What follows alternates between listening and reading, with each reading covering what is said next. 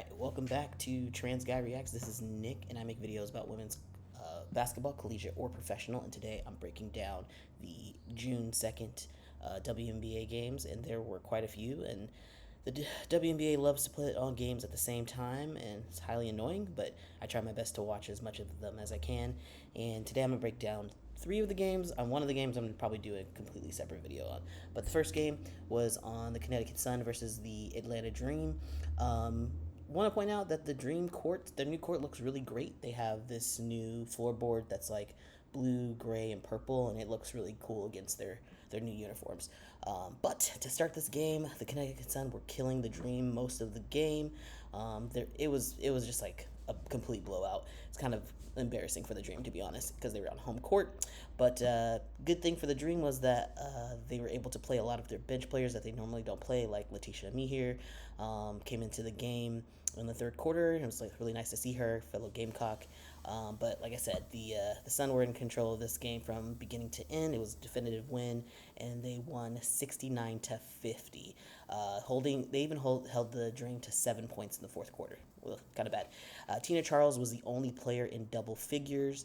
She had 12 points and 12 rebounds, and then Alicia Gray had 9 points. So it was pretty abysmal scoring on the Dream side. The Sun did what they normally do. DeWanna Bonner had 18 points, 10 rebounds, and 2 blocks, so she had a double-double. Alyssa Thomas had 8 points, 14 rebounds, and 11 assists. So she still had a double-double, but it almost had a triple-double as she does.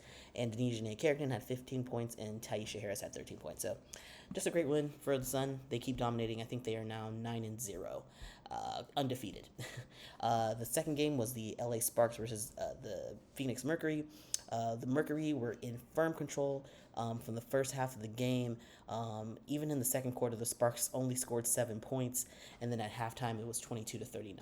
So again, from kind of beginning to end, the Mercury were in control. It was a home court advantage, and unfortunately for the Sparks, the rookies were struggling a little bit. Cam and Rakia just weren't scoring like they normally do, although Rakia scored fine, but Cam struggled a lot. She even had 5 fouls, and you know how she is when she is in foul trouble. Sorry about the noise. I live in a kind of busy area. I think I've talked about this before. I live in Mexico. It's loud sometimes. So the final for this game is 68-87. The notable scores for the Sparks was De'Arca Hamby. She had 23 points. Kia Nurse had 12 points. Rakia Jackson had 9 points and 7 rebounds, respectable.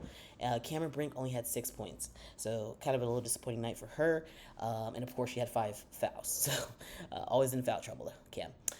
For the Mercury, Diana Taurasi had 31 points. Girl is like 41, 42, had 31 points. Crazy. Natasha Cloud had 21 points and 12 rebounds for a double-double. And Khalid Copper struggled in this game. She didn't have her normal 30-point game. She had 12 points, but I mean, still respectable. And Sophie Cunningham had 12 points. Then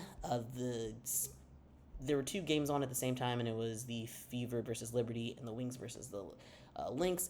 I'm going to do the Fever versus Liberty maybe at the end of this or at another time. It depends on how much time I have in this video, but I want to do them last. So let's talk about the Wings versus the Lynx. That was a super tight game for most of it, but then the Minnesota Lynx started pulling away in the third quarter, and then there was this crazy call by the refs where Courtney Williams gets tripped on a play, so she falls to the ground, which you would think would be a foul for her, but when she falls on the ground, she falls in this way that her leg goes up in the air, and it hits Sevgi Usun in the head, and they go to review the play, and they give Courtney Williams the flagrant one for, even though she just fell to the ground and it was just in the act of falling. Crazy. Cheryl Reeve was pissed. She was very angry. She even threw her clipboard on the ground in front of the ref, and she got a technical herself. So it was pretty crazy. I'm not surprised, though, because this has been an ongoing issue in the league about the refereeing in the games are not consistent. They don't really make sense sometimes. And on both sides, it's not necessarily just one team is being favored. It's just both sides, the calls are bad. And I have to bring up the fact that the there was a post-game upgrade of a foul from yesterday's game of the Indiana Fever versus the Chicago Sky. They upgraded a game, off the ball foul to a flagrant one. I don't think I've ever heard of a game being over and the next day a call being upgraded. That's pretty crazy. But it was Caitlin Clark, so they have to do something because her fans were in an uproar about that. But yeah, I mean, it just proves that the refs are not to be trusted. And what are you going to do with that? Anywho, the other thing to note about this game was Tierra McCowan and Dorka Juhas were battling the whole game. They were going back and forth with fouls. It was kind of ridiculous. But in the end, the Lynx started to run away in the fourth, and the final was 76-87. Notable scores for the Wings: Maddie Siegrist had 12 points. Monique Billings had 19 points and 15 rebounds with a double-double. Amazing. Arike Gumbawale had 21 points and 10 blocks. How is that even? How's that even capable? How's she capable of doing 10 blocks? Arike Gumbawale is like 5'9". Okay, whatever. Sevgi Usan had 12 points. Nafisa Collier had 24 points and 14 rebounds for a double-double. Kayla McBride had 25 points, and Courtney Williams had 10 points. So, overall, though, the Lynx were able to control most of the game and pull away. I think I can't talk about this last game. I will talk about the Fever versus Liberty, which, whoa. So a sold-out game at Barclays, but Fever were getting murdered. In that first quarter, it was 13-31. It was laughable. They asked, apparently the analysts were talking to Sabrina about her college transition, and she was saying basically everything that everyone else has said about these rookies, that you have to learn how to lose, that you have to get out of your bad habits from college, and that what you were doing in college does not work in the pros. And the analysts were constantly talking about Clark. Even though they were losing incredibly badly and she was playing badly, they just kept talking about her and talking about her and talking about her, just making, I don't understand why you need to talk about someone who's, one, not effective in the game, and two, losing. But most of the time they were just talking about her. In the second quarter, I do want to point out there was this really cute performance by the Little Torches.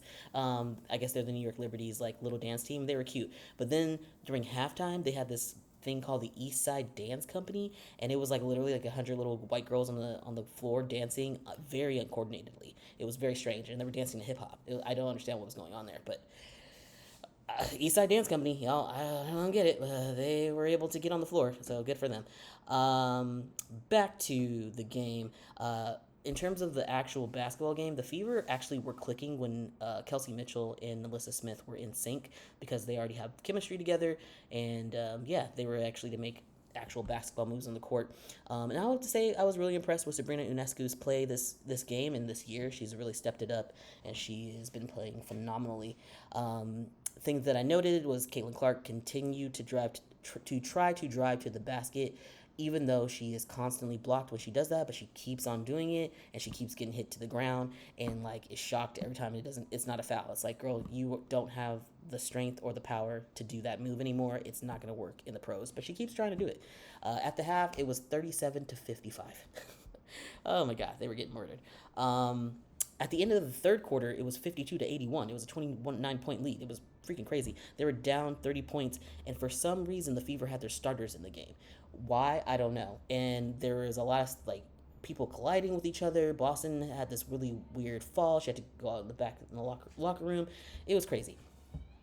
I do want to note that the analyst, I forgot who it was, she was spitting some facts about the dynamics of the Fever and stating how Aaliyah Boston has been there to support Clark through all of her frustrations, and being super supportive of her.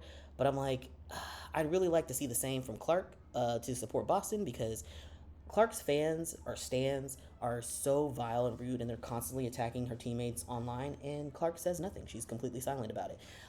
But the analysts do go on to say how Melissa Smith and Aaliyah Boston aren't really being used in the correct way, and they used to have the ball running through them and Kelsey Mitchell, but now they're trying to run things through Clark, and it's just not working. It doesn't make sense when last year Alyssa Smith had a stellar year, even in Austin had a stellar offseason. Boston was Rookie of the Year last year, but now both of them their numbers are low, their time on the court is lower, and they're not shooting as well, and that directly has an impact, because they're trying to run the offense through Clark. They did say that Clark never complains, which is absolutely not true. There's plenty of evidence that she complains almost every post game about how people are fouling her and that it's really difficult and like calls aren't going her way, blah blah blah. So I don't know, but they were really pushing hard that Clark needs to get like mentored by Sabrina Ionescu, which I actually agree with. I think she has a lot in common with Sabrina and Kelsey Plum, and girl needs some help, especially in the offseason. She needs to put on some weight, and she needs to talk to some vets. And I think this is exactly why Kelsey Plum actually started her dog camp to help college kids who are coming in as rookies adjust to the pros to the pro game, because it's not the same, and what you're doing in college, most of it's not going to work. Some of it will work, but most of it's not going to work, and you have to change and adapt to this game, or you're gonna struggle. Did love to see for New York, Marquisha Davis was in the game and she got a few points off, so that was really lovely to see. Another rookie getting some time in there. The final for this game was 68-104. The Fever lost by 36 points. Well, that's ridiculous. Notable scorers for the Indiana was Melissa Smith. She had 17 points, 8 rebounds. Kelsey Mitchell had 21 points. It was a really low scoring game for Aaliyah. I think she had like 8 points.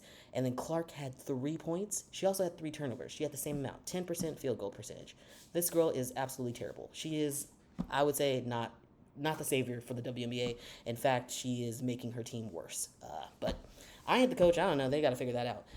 For New York, Benijah Laney Hamilton had 20 points. Brianna Stewart had 13 points. John Claude Jones had 18 points and 13 rebounds for a double-double. Sabrina Ionescu had 16 points, and Kennedy Burke had 10 points. So pretty much all of the starters were double digits, and they dominated this game. It was beautiful, beautiful, beautiful basketball. It was basically a clinic. But yeah, that is the recap of today's games. If you enjoy this content, please go ahead and like, share, and subscribe. I do not have my comment section on because I don't care for trolls, and I also don't care what you guys think of me. So yeah, see y'all in the next one. Later.